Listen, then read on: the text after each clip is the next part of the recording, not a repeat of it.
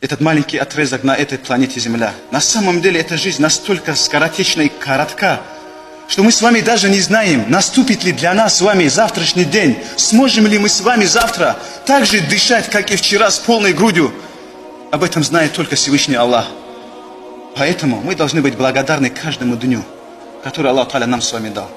И сегодня этому дню. Посмотрите, сколько мы с вами живем. Нашу жизнь можно разделить на 3 этапа.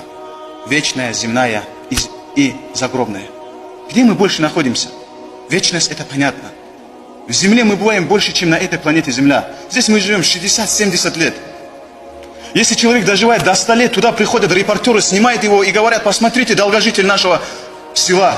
Вот так человек долго не живет. Но когда обращаешь внимание на то состояние рабов Всевышнего Аллаха, для этой жизни мы делаем больше, чем для земной и вечной.